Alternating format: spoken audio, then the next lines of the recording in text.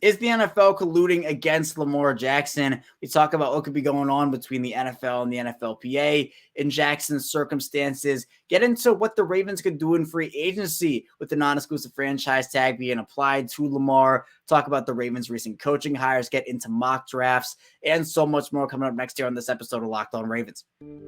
You are Locked On Ravens, your daily Baltimore Ravens podcast. Part of the Locked On Podcast Network. Your team every day.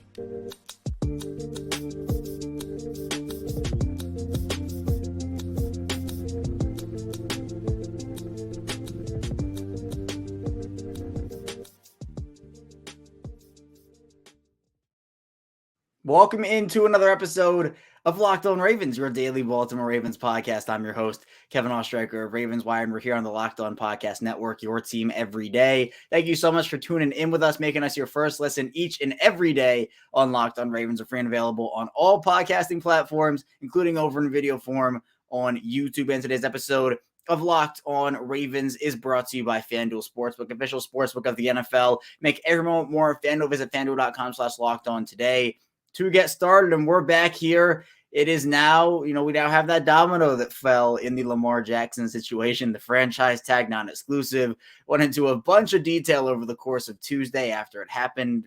Ravens announcing it right before the deadline, and also yesterday, just talking about what could be next for the Ravens. But there's been some controversy, some big old controversy about this whole situation, and just how things went down after the news went down, and that is with the lack of teams pursuing Lamar, or I guess the reports coming out that teams would not be pursuing him in pretty rapid succession after the franchise tag was announced. It was being put on the non-exclusive one. So then came the calls of collusion and what collusion could be, and if the owners are colluding against Lamar, and if the NFL is colluding, and all this different stuff. So we'll talk a bit about just what could be happening between the NFL and the NFLPA in this situation with Lamar, because there's a lot to dive into it. So we'll talk about that in the first segment. Then in the second segment, I was kind of thinking over the course of these last couple of days, with all this Lamar stuff happening, I've barely had time to do any free agency shows like previews and position targets and whatnot. And free agency starts in less than a week. Like, we are coming up on it rapidly fast. So I didn't want to just talk about what paths the Ravens could take, kind of a little bit like what we did yesterday, but more so positions and players and guys that could fall in the Ravens budget, who could be outside the Ravens budget. And that'll be stuff we kind of start to trickle in more throughout the rest of this week and moving into next week before free agency. Then in the final segment, we'll talk a bit about the Ravens coaching hires. They've made a couple of really good ones over the last couple of days. We'll get into a few mock drafts if we have time from Twitter as well. So a ton of stuff to dive into today. And if you hear this on YouTube, be sure to like this video, subscribe to the channel. We are a Daily Ravens podcast 5 days per week. So again, turn notifications on if you want first access to our content Monday through Friday. And it's the same show in both video and audio form. So thank you to all the audio listeners out there. If you're listening in audio form, anywhere you get your podcasts, on your way to work, on your way from work, driving in the car somewhere, listening with headphones in, putting it on TV or something like that, or just on speakers. Thank you so much for tuning in here today. But let's talk about this drama, this controversy with Lamar in terms of collusion. And I think when you're talking about collusion, it's serious. I mean, let's first, the definition of collusion is cooperate in a secret or unlawful way in order to deceive or gain an advantage over others. So, the question has become, well, all these teams all of a sudden in the span of, really a couple hours, you would think that, a franchise quarterback entering his prime, 26-year-old, in the middle of some of his best football so far. I know it's, can be debatable based off the last couple of injuries he's suffered. The MVP season was his best year by far, but Lamar's still somebody who is playing very good football regardless, even if he's not a perfect quarterback, which, again, no one's not. But this is a guy that it's a talent that not a lot of teams have an opportunity on the free agent market. And I know Lamar's not a free agent, right? He's obviously on the tag. If a team were to sign him or sign him to an offer sheet, at least the Ravens would have the opportunity to match. And then if they don't, he would leave for 2 firsts. But regardless, it was very fishy that all of a sudden, you saw Dan Aristini say that the Falcons weren't going to pursue him. Then other reports about the Panthers and the Commanders and the Raiders and all these teams. And actually, Dan Aristini put out, after the Raiders' initial report came out that they weren't interested, Dan Aristini came out and said, well, actually, they're considering all options, including Lamar. So people said, oh, maybe they were putting their heads together a little too hard, the NFL. They were colluding a little too hard when it came to Lamar, because seriously, a guy like Lamar would improve all of these teams. But the key here is kind of what I mentioned, where the whole situation, really the reason we're in the situation in the first place, is likely because Lamar wants a fully guaranteed contract. He's been pushing for that fully guaranteed contract because DeSean Watson was the first quarterback to get that deal. Obviously, last offseason when the Browns became desperate, they gave DeSean Watson that deal. Shouldn't have happened for multiple reasons, especially off the field reasons. But regardless, it shouldn't have gone the way it did for the Browns and DeSean Watson. DeSean Watson did not have a fully guaranteed deal right now, but the Browns said, we need someone. We need a quarterback. Let's get desperate here. And essentially, they sold their soul for DeSean Watson. And Steve Bisciotti was, I think, the first owner to really speak out about that and say that, Watson wasn't the guy that should have been the first to get a fully guaranteed deal of that stature, and, pretty much saying he didn't like it. And a lot of owners, reportedly, we've kind of heard reports come out about it, feel the same way. So now Lamar is aiming to be that trendsetter, where with Watson, you have one example of it. And there shouldn't be an example of it right now because it was Watson. But regardless, you have that example. But then you also, the Kyler Murray deal was big in terms of he didn't get fully guaranteed. Daniel Jones, all these quarterbacks, Derek Carr was another one, not fully guaranteed. Geno Smith, we just saw, not fully guaranteed. So with Lamar, if Lamar gets the contract, that paves the way for players to begin to say, yeah, well, now I want one, and I want one, and this and that. So the argument is that the owners kind of have this thing where they're not going to entertain a fully guaranteed contract, where apparently the Ravens offer, they feel confident enough, obviously, to let him test the market, figure out his market for himself. And if it's not what Lamar envisions, he can probably, go back to Baltimore and probably take that offer, or just play on the franchise tag and try again next year. But it's clear that the owners don't want fully guaranteed money in the NFL like that, where, the NBA has it and the MLB has it, but the NFL and I don't know why there aren't fully guaranteed contracts anyway, but regardless, it sets a new precedent. It cap straps teams and this, that, and the other. And look, I think that at the end of the day, the NFL, fully guaranteed contracts is across the board for everybody. I think players deserve that. I think they deserve to have their money fully guaranteed. If you sign the deal, you sign the deal. It's like that in the NBA. It's like that in the MLB, right? But regardless, it's not that way. And for Lamar, someone who has had these 2 season-ending injuries, you can argue that he's a guy that I think definitely deserves something like a fully guaranteed deal. But I do understand the argument of look, teams aren't going to give him that because, one, you have to pay him that and kind of give up your cap space. And 2, you got to give up the 2 first-round picks. So, I don't think the owners are sitting there in a dark room with one dim light on, rubbing their hands oh, we're gonna mess with Lamar, mess with his money. I don't think it's a targeted thing at Lamar, but I think Lamar is suffering because of the DeSean Watson deal. And, there's all this stuff, too, about, well, Lamar doesn't have an agent. And I think that's real. Things go differently when you have an agent. And while I don't think that this situation would be what it is if Lamar had an agent, I'm sure probably something would have been struck by now. Lamar's getting advice from the NFLPA. He's getting advice from his team. And the whole thing has been, well, yeah, the NFLPA is kind of setting the table for him and saying, we want you to push for this fully guaranteed deal. Go get your money. And Lamar should go get his money, right? He deserves a huge contract. But, I think with an agent, things probably would have gone a bit smoother. And obviously there's the, you owe him 3% or 5% or 7% or whatever it is. But it's a different negotiation tactic for both sides, strategy for both sides. I mean, you can argue, well, Roquan Smith did it. Roquan Smith didn't have an agent, but it's different. There have been players who have negotiated contracts without agents. It's happened. It will continue to happen. And that's what it is. But we're talking about a franchise quarterback, again, entering his prime, star at the NFL level, the face of this Ravens franchise. It's different. For Roquan Smith, great player, one of the best players on that defense, really makes an impact for him. But if Roquan Smith were to walk in free agency, you're thinking, wow, that's really bad. Like, that's terrible, and it's terrible for the team. But you can work around that. With Lamar, it changes the whole makeup of your team, the whole dynamic of your team if Lamar leaves. So this contract scale is just on such a bigger level than all these contracts right now. And it's a situation, again, the Ravens haven't been in before. So with the league compared to what the NFLPA wants, the NFLPA is for the players. It's the Players Association. They're going to push for the guys to get their money. They're going to push for player empowerment. And that's what they should do for these players. But the owners, they're looking at this as a business. And that's how they've always looked at it. It's the money, not the owners have hands in a lot of different things. That they have a bunch of different ventures, a bunch of different things they're a part of. I think that they probably have, like, again, it's not like they're sitting in a dark room rubbing their hands together, but it might be them kind of having a silent handshake, head nod agreement where it's like, look, we're not going to entertain this because we don't want fully guaranteed money in the NFL, and we don't want that to become a trend. And if Lamar's pushing for it and he gets it from another owner, then I think that sets a trend where then again, what does Joe Burrow's deal look like? What does Jalen Hurts' deal look like? What does Justin Herbert and Trevor Lawrence? If those deals start to become fully guaranteed, then everybody's going to want it. And to me, it just feels like the owners don't want that. So to me, it's fishy that a lot of teams aren't pursuing Lamar, even though it would considerably help them. I understand, like, I am fully 100% aware of the fact that you have to give him the deal, which is pretty much fully guaranteed.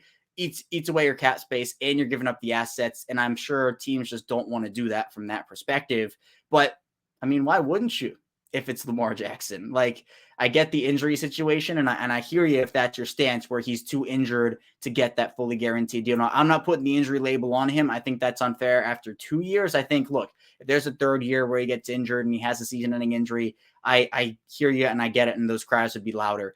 But now he's a franchise quarterback. So I don't know. It's hard to find a franchise quarterback. Those just don't grow on trees, as I've said. So again, it's a very fishy situation going on right now with Lamar. I don't really understand why the interest has been as drummed down as it is. Maybe it will become drummed up in the next couple of weeks as free agency kind of hits its stride, but we're still very far away, it seems like, from a Lamar resolution. Hopefully we're not. Hopefully something happens soon, but it's going to be interesting to see how the situation plays out. And coming up, we'll be talking about free agency for the Ravens and obviously everything impacted by the Lamar non-exclusive franchise tag. With that, wide receivers, corners, and a lot more. So be sure to stay tuned. So lots to dive into on the show. But first, this episode is brought to you by FanDuel. And the midway point of the NBA season is here, and now is the perfect time to download FanDuel, America's #1 sportsbook, because new customers get a no-sweat first bet up to $1,000. That's bonus bets back if your first bet doesn't win. Just download the FanDuel Sportsbook app. It's safe, secure, and super easy to use. Then you can bet on everything from the money line to point scores and threes drains. And I am a Denver Nuggets guy. It was a tough one last night to the Chicago Bulls. The Bulls ran the Nuggets out of their arena. So, Jamal Murray did not break that 3-point record. So I'll be looking at that. The Nuggets play San Antonio tomorrow. So I'll be looking at the points, the rebounds, assists for a lot of their guys, Nikola Jokic included. And there's so many more exclusive bets on FanDuel, like the 2x3, which is 2 3-pointers scored in the first 3 minutes. Plus the FanDuel app even lets you combine your bets for a chance at a bigger payout with the same game parlay. So don't miss a chance to get your no sweat first bet up to $1,000 in bonus bets when you go to FanDuel.com/lockedon. That's FanDuel.com/lockedon to learn more. Make every moment more. FanDuel, an official sports betting partner of the NBA. We return here. It's our second segment of Locked On Ravens. Kevin Oestreicher is still here with you after talking some controversy, talking some drama about the Lamar Jackson situation and all the fishy business that could be going on behind the scenes there. And I'm sure that'll be continue to be a talking point. We'll continue to talk about it here on our shows. But let's now move to free agency. We just haven't had a lot of time with the Lamar situation taking up so much because that is the most important domino. But there are other dominoes that have a major impact on the team and how they're going to play in 2023. So with free agency coming up, it again starts Wednesday on March 15th. So we're less than a week out now. And Baltimore has plenty of decisions they have to make. Now, the non-exclusive Lamar franchise tag, we're probably going to hear about a lot of decisions that come down from the team about guys who they want to restructure, guys who they end up cutting, guys who they end up extending to maybe push money down the line. They have to free up cap space because a team that was, 25 to 28 million under the cap all of a sudden became $8 to $9 million over the cap after that Lamar franchise tag hit. And the Ravens obviously have to be cap compliant, so they have to make moves to get down right now because that cap charge is currently allocated to Lamar. It's about 14.5% of their cap. So pretty big chunk. And what that does is with a quarterback deal like this, regardless of what it is, this is a 1 year, $32 million fully guaranteed contract with the tag. But the Ravens, this is what people were kind of talking about with the whole rookie contract with Lamar thing. I think Baltimore didn't do a wonderful job of maximizing Lamar's rookie contract, especially getting him weapons on the offensive side of the ball, at least veteran options on the offensive side of the ball. So now with the Ravens saying, yeah, we're going to really look into that wide receiver room, people were saying, yeah, we probably should have done that a couple of years ago when, Josh Allen got his Stephon Diggs and Jalen Hurts got his A.J. Brown and Kyler Murray got his DeAndre Hopkins, etc. That's probably what it should have been. So now we're sitting here and the Ravens have to make those moves. And you're kind of wondering, DeAndre Hopkins probably going to get traded. Is that somebody who you go after? I think that's my number one choice. It makes sense to me to where if Lamar stays, you have Rashad Bateman, you have Devin Duvernay. There will probably be one or two wide receivers taken by Baltimore in this draft class, whether it is a first rounder, maybe they take a couple of mid-round guys. I don't know, but it just feels like there'll be at least one receiver drafted. But you need veterans at this point. I mean, it's something I talked about last offseason. Veterans they know the game. They've been around. They know certain matchups. They know how to find soft spots in the defense. You need to have that proven veteran option. I'm not saying that young guys can't perform really well and they can't have a major impact. We've seen that all across the league. I mean, Justin Jefferson and Jamar Chase and all these guys, like they're some of the best wideouts in the league and they're young guys. But the Ravens, if you put a proven veteran next to Rashad Bateman, I think it helps you a ton. You have Mark Andrews in there too, but the issue is DeAndre Hopkins has around like a $19 million base salary. That's a lot. Now the thing that kind of encourages me about the situation is the fact that DeAndre Hopkins has talked a little bit about it, said that he is willing to do more of a team-friendly deal if he does get traded. So I think that helps Baltimore a lot.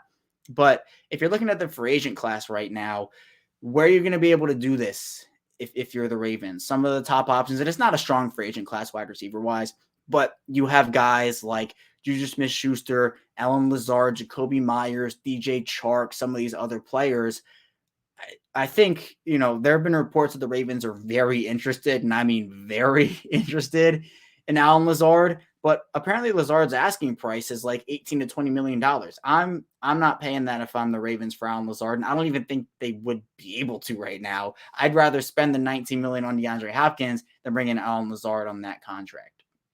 That's just me, but I think the most realistic option if you're talking about somewhat of a high-end-ish veteran, and I mean high-end in terms of this free agent class, and again, it's not very strong, but I think DJ Chark is someone who I would like the Ravens to go after. Now, it doesn't have to be your only move. You can still trade for somebody, and maybe guys get cut, right? Maybe Keenan Allen is released all of a sudden, or maybe Adam Thielen is a guy. I think if Adam Thielen is released, that could be a really good option for him too. But I think DJ Chark is someone, he's been kind of linked to the Ravens in many different ways before. He's a young guy. The injury history is there with him. He's had a couple of injuries over the course of his career, but he is very talented. Second-round guy out of LSU. He's played with the Jaguars and most recently signed a 1-year deal with the Lions. And he was productive when he was healthy. But the issue with Chark over the last couple of seasons has been the health has not been there. Had a pretty gruesome ankle injury, I think 2 years ago. Might have been week 4, but it was very early on. It missed the rest of the year. And last year in Detroit had a couple of things go on with him where he played well in the first couple of games. Again, got injured, came back, played well. So you have to be wary of the injury history. And it's not Sammy Watkins, but it's kind of like the premise I said with Sammy Watkins, where you have to be prepared with the injury history to have guys who can step up. So you're not in the situation you were in last year, where your young guys don't perform as you expect, at least your depth young guys like James Prochet and, Tylan Wallace. So when Rashad Bateman and Devin Duvernay both go down, all of a sudden you have to place a waiver claim for Sammy Watkins again. You have to bring in a 36-year-old DeSean Jackson. It was disaster. There has to be better management of those wide receiver assets. And I think for the Ravens, if they can trade for a guy, my thing here is I think Baltimore keeps 6 wideouts. Bateman and Duvernay are the only 2 that are safe in my opinion. My track, and we'll talk about this, my ideal track, you bring in 2 veterans, you bring in 2 rookies or 2 young guys. So that could be a James Prochet and a rookie. The 2 veterans could be a trade and DeMarcus Robinson. But I think with Bateman and Duvernay locked in, my choice there would be 2 veterans and 2 young guys if there are 6 total wide receivers. So that's me there. Corner-wise, I think for me, the Ravens should look to probably bring back Marcus Peters on a team-friendly deal, not $10 million a season, $11 million a season. Maybe he gets that, maybe he leaves. But if he's willing to stay in Baltimore, take $5 million per year, $6 million per year on a 1 or 2 year deal, maybe 3, I would definitely do that to have a number 2, number 3 type corner, depending on how you look at him, next to Marlon Humphrey, and then use that first-round pick on a corner and one of the many that are there, such as Joey Porter Jr., Deontay Banks, Cam Smith, etc. There are some guys in that class. Guard-wise, the Ravens are probably looking at a departure of Ben Powers. Maybe I bring in a guy to compete with Ben Cleveland. I don't think I'm necessarily spending big money there, though. Maybe bring in some safety depth, some defensive line depth, because guys are either they're having their contracts extended or restructured, or they're in the last year of their deal. So maybe that's another area to look at. Running back's another interesting one. I think the Ravens can maybe bring in a veteran at that position. It'll be interesting to see what happens with Gus Edwards' safety if Chuck Clark has moved on from. Maybe they bring in a depth piece there. Inside linebacker seems pretty set at the moment. Edge, they probably should bring in another guy there. Justin Houston, but that would probably be later in the offseason as John Harbaugh and Eric DeCosta talked about a little bit. So for agency-wise, again, I'm focusing more on the wide receivers here for the Ravens than I am corners. Maybe the Ravens bring in another corner, but I feel like they feel good enough about their young guys to maybe push that can down the road, which I'm probably 50-50 on that. But I think if you re-sign Marcus Peters and bring in a first-round talent, I'd be content with also having Marlon Humphrey there. So wide receiver and corner, the 2 glaring needs on this team. We'll see how the Ravens maneuver all this with the Lamar situation. Still not completely done yet, and that has a huge impact on things because you have to work around it. 5 or 6 plans. You have multiple plans, as Eric DeCosta talked about, where until there is an extension or a trade or Lamar just plays on the tag, you still have to take into account all these different types of things, hold money here, hold money there. So a lot to still get into over the course of the next couple of days here before free agency does start. But coming up, we'll talk about the Ravens coaching staff. The Ravens hiring a bunch of really quality coaches over the last few days. We'll also get into a couple of mock drafts on Twitter, so be sure to stay tuned. So lots to dive into on the show. We return here to our final segment of Locked On Ravens. Kevin Oestreicher still here with you again. Thank you so much for being here with us today, making us your first listen every day. Be sure to subscribe on YouTube and like this video, turn notifications on as well, and also follow along in audio form if you are here in audio form with us. But let's now dive into a couple of Ravens. We'll do news, notes, and quotes here, although not a lot of quotes in this section. News, though, the Ravens have hired a couple of different coaches on the both defensive and offensive side of the ball. First, the Ravens have named Denard Wilson, their defensive backs coach, a local guy. You know, it's exciting to have him. Worked with the Eagles in that secondary, and obviously they put on a performance. Obviously, the NFC champions fell short in the Super Bowl, but we'll talk about the Super Bowl champions in a couple of minutes here. Wilson is someone who was in the conversation for the Eagles defensive coordinator position, and that is actually regarded as a really great coach around the league. I feel like he could in the next couple of seasons, especially if the Ravens have a good year in the secondary, he might become a defensive coordinator at the NFL level, or at least get interviews for a defensive coordinator position. And look, we know the Ravens are a coaching factory, but Wilson is someone who should be able to get the most out of that secondary. He's a proven guy, and he's able to have a wealth of knowledge to give these guys. So, John Harbaugh put out a statement, very excited for the whole thing. And, they're looking forward to seeing him coming home to Maryland. So that was a good hire for them. Then over the course of Wednesday, they announced a couple of other moves. First, they ended up hiring Chuck Smith as their outside linebackers coach. Now, Smith is a really interesting. This kind of is the defensive version of the hire of Keith Williams. Williams worked with guys, like NFL guys, just independently as a coach. Tyreek Hill and Devontae Adams and Sammy Watkins. Well, Chuck Smith works with pass rushers independently. I think has worked with Von Miller and a couple of other really prominent pass rushers, puts on clinics and does a lot, and is very, very highly regarded throughout the pass rushing community, throughout the coaching community. And so many people kind of point to his playing experience and the success he had there. Big standout with the Atlanta Falcons. And, he's excited. He actually changed his header on Twitter and his bio before the Ravens actually announced the news, and people kind of picked up on it like, oh, okay. And people are very excited. I'm very excited about this hire too. And, it was very well received among the coaching community. And it's a unique hire. It's going outside the box again. It's, bringing his insight, bringing the experience. He has a lot of passion as well. And I think for guys like Odafe Owe and for David Ajabo, this hire is really going to help them out, especially as they're young still in their careers in trying to find their way. I think Chuck Smith can definitely help with that. Then the Ravens end up announcing Greg Lewis, the former NFL wide receiver, as their wide receivers coach. I know some people thought this was going to end up going to Keith Williams, but Baltimore goes external here. Now, Williams was the running backs coach for Kansas City for the past couple of seasons. He was also their wide receivers coach before then, so has worked with Kansas City, and obviously we know what that group has been. Now, running back-wise, Isaiah Pacheco burst onto the scene in 2022, is a 7th-round guy out of Memphis, and obviously with Lewis as the wide receiver coach, guys like Tyreek Hill, DeMarcus Robinson was under Lewis there as well. So again, an NFL receiver, a former one, actually caught a really huge pass for the Vikings to send them on in the playoffs with Brett Favre, who was still their quarterback then. But again, they describe here Lewis as a leader, John Harbaugh says, and, very effective instructor. So this has been a very good coaching cycle, a good coaching hire cycle for the Ravens.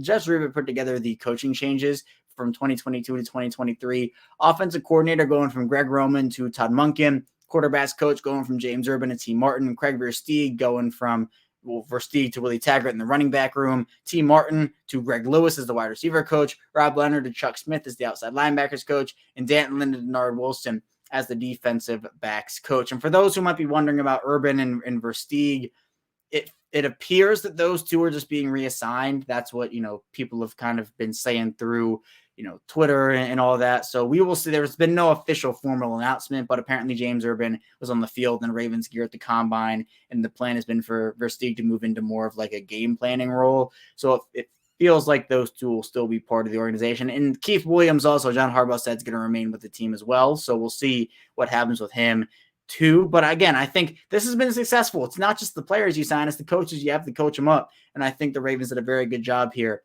with those three actually, and everything they did, all the coaching hires they've made this coaching cycle. Let's now talk about just a couple of mock drafts here from Twitter. We'll first do a mock draft from B. More J. Hall, who first has Baltimore taking Jordan Addison, the wide receiver from USC at 22, Jacorian Bennett, the Maryland corner at 86, Raheem Jarrett, wide receiver from Maryland at 125, Henry To'o, the Alabama linebacker at 159, and McClendon Curtis, a Chattanooga tackle at 200. Jordan Addison, we did a network mock draft at USA Today for Ravens Wire and the Wire channels, and Jordan Addison might have been my pick, maybe a little spoiler in there, but he might have been my pick. So I like Jordan Addison. Jacorian Bennett at 86, he's going to fly up draft boards. I think this will be probably around where he goes. He might even be early 3rd round at this point. Raheem Jarrett, I love, is like a mid-round wide receiver prospect. If you're going 2 wideouts, Addison and Jarrett, I like that pairing. And then you get a linebacker and a tackle here. I think a solid mock draft here from B. More J. Hall. Then let's do one here from Darren Y59, who has the Ravens taking Nolan Smith, Georgia edge at 22, Nathaniel Dell, Houston wide receiver, Tank Dell at 86, Dwayne McBride, the UAB running back at 125, Luke Schoonmaker, the Michigan tight end at 159, and Mekhi Blackman, the USC corner at 200. For me, Nolan Smith, combine standout. Obviously, he's an athlete at its finest. Could do work with Chuck Smith in that edge room, but I think I'm probably taking a corner there and not an edge. I think taking a corner at 200, it's too late with the way the Ravens corner room is right now. I think you probably need a stud at corner, or at least one of these guys. And for me, I think I'd probably take a corner at 22 and then flip the edge to the 6th round. But I like Nolan Smith as a prospect. I think it's the Ravens taking best player available there when I think they actually need to take best player available at a need, where you don't want to force anything. That's never what you want to do. But I think in this case, Baltimore has 2 glaring, wide open needs at this position, or in this position of their team building process. And I think you got to take guys with that. But I like the other guys. Tank Dell, someone I'm really high on. I think Dwayne McBride is going to be a player. Tight end is an interesting pick here, but obviously if Josh Oliver doesn't come back, you might need somebody in that, despite having, again, a lot of guys. But overall, I'd say solid here from Darren Y59. But that's all I have for you here today on Locked On Ravens. Thank you so much for tuning in. When we get back here tomorrow, we'll be diving into free agency talk for the Ravens, who could stay, who could go, and so much more. So be sure to stay tuned. Still a ton to dive into on Locked On Ravens throughout the rest of the week here. And I'll see you right back here tomorrow.